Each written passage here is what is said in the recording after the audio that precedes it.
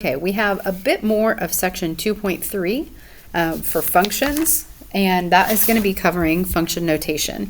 Function notation is something that we have used in the past.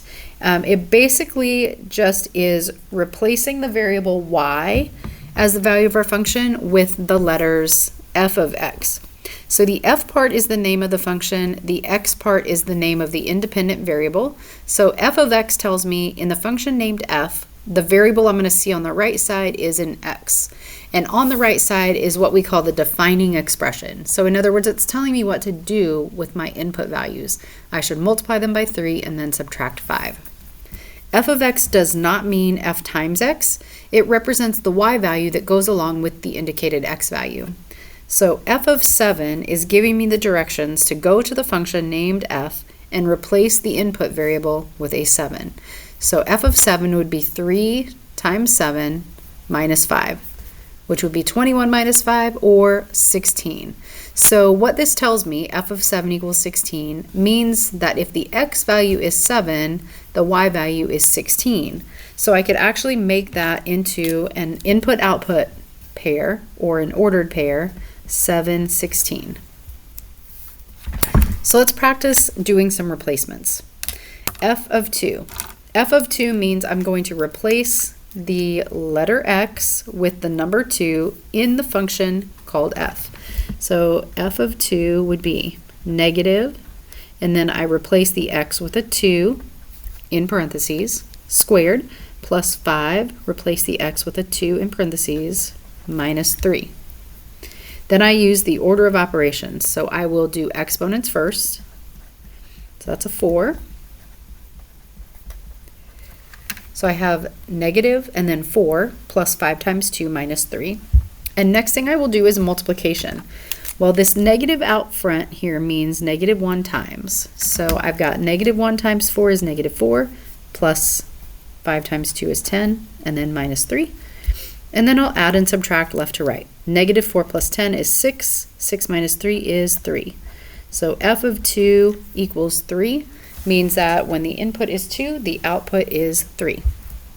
We can also use function notation with things other than numbers, like f of q, which means to replace all my x's with q's in the function named f. So f of q would be negative q squared plus 5q minus 3. Pretty straightforward. But what if I have something like g of a plus 1? That means I'm going to replace x with a plus 1 in parentheses in the function named g. So g of x is 2x plus 3, so I will be doing g of a plus 1 equals 2, replace the letter x with a plus 1, and then plus 3.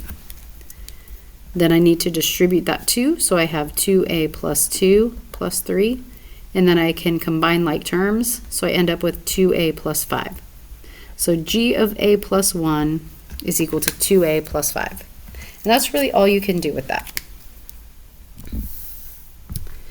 If I have an equation, I'm going to replace the letter x with the number in the input here. So on this example, I have f of x equals 3x minus 7. I'm supposed to find f of 3. Let me move down here. F of 3 would mean to replace this x with a number 3. So that's 3 times 3 minus 7. So 9 minus 7. So f of 3 would be 2. Which actually gives an ordered pair 3, 2 if I were to graph it. Speaking of ordered pairs, if I look in here, and this is my new f function, f of 3 would mean the y value when x is 3. So in this list of ordered pairs, f of 3 means the y value when x is 3. So here is x.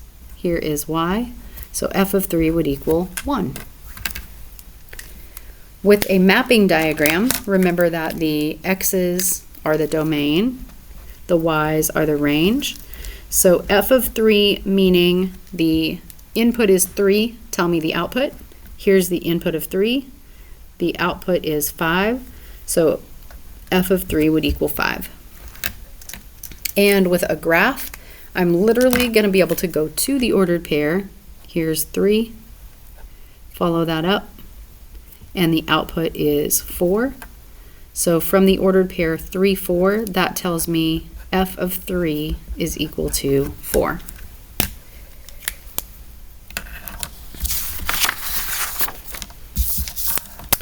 Increasing, decreasing, and constant functions.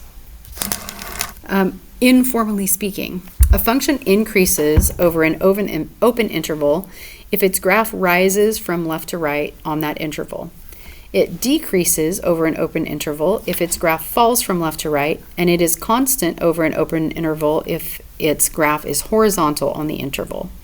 So in this example here, the function is increasing. Like, you want to think of it like you're getting on a roller coaster, and we're going to get on the roller coaster at the left end. So you can see that I am going uphill or increasing along this interval here from -2 until I get to 1. So I want to give that increasing interval as an open interval -2 to 1. So this is where the function is increasing because the y values are going up. And then the function is constant, meaning that it's not rising or falling. It's just going straight across from here to here. So that's the y values in this interval between 1 and 4. So it is constant over the interval from 1 to 4 because it's not going uphill or downhill. And then it's decreasing or going downhill on this interval. So it's decreasing from 4 to 6 because it is going downhill. We're always going to use open intervals when we're talking about increasing, decreasing, and constant because at the endpoints, that graph is making a change or turning around. So we don't want to include those x values. All right, where is this graph increasing, decreasing, and constant? These words are just fancy. Determine the largest open intervals over which the function is increasing, decreasing, and constant. Don't worry about the largest open intervals. You're just going to go like left to right and tell where it's increasing, decreasing, and constant.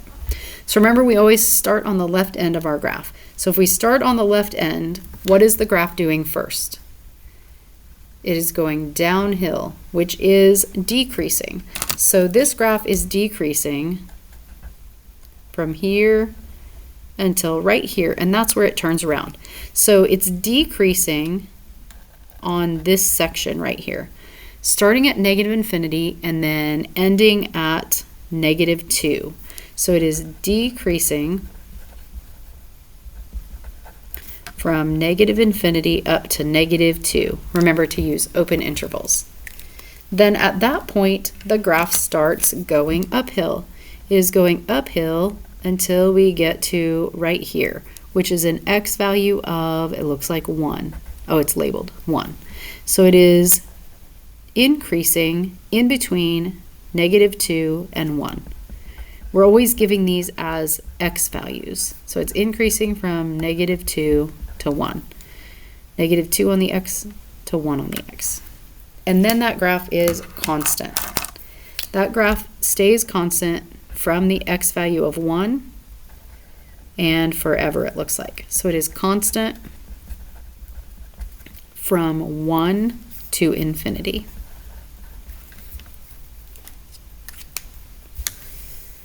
This graph is showing the height of a kite. So at 0 minutes, the kite is at a height of 0 because it's on the ground.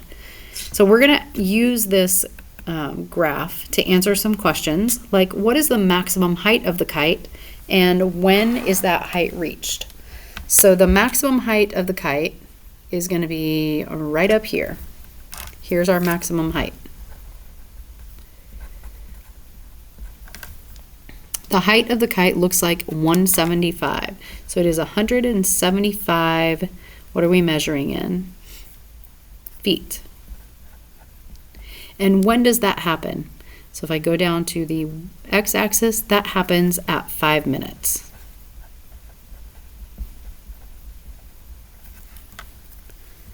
After the kite reaches its maximum height, it begins to fall. What is the kite's minimum height as shown on the graph between 5 and 15 minutes? And when does this minimum occur? So now I'm only going to look between 5 and 15 minutes. So here between 5 minutes and 15 minutes.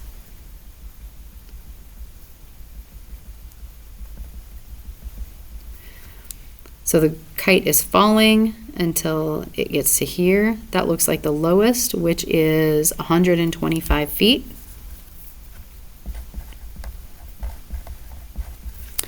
And when does that happen? Well, I'm going to guess I didn't draw that very straight. It's probably at 10 minutes.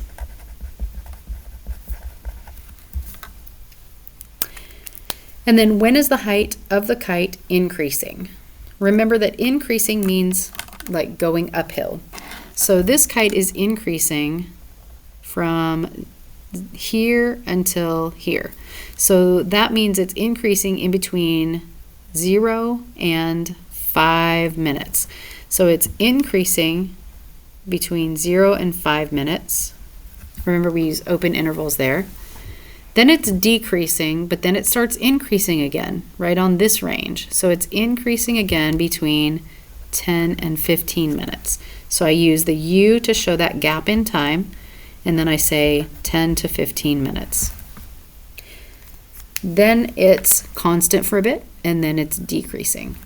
So speaking of that, now they want to know, when is it decreasing? Well, it's decreasing when it's going downhill between here and here, which happens to be between 5 and 10 minutes. So it's decreasing from 5 to 10. And then it's decreasing again here, which is the time interval from 20 to 25. So from 5 to 10 and then 20 to 25. When is it constant? That means it's not going up or down. That would be this section right here. It's constant between 15 and 20 minutes. So it is constant from 15 to 20. And then to describe the height changes that are shown on the graph, that's basically telling the story of what's happening to this kite. So I might say that the kite is on the ground at first, and then it rises quickly, like within 5 seconds, it rises to a maximum height of 175 feet. And then for the next 5 minutes, the height decreases to about 125 feet. And then at 10 minutes, it starts to rise again until it gets to a height of 150 feet, where it stays for 5 minutes. And then after it's been in the air for 20 minutes, the height falls back to the ground, and its entire flight time is 25 minutes. So you can use that graph to tell the story about what's going on with that kite.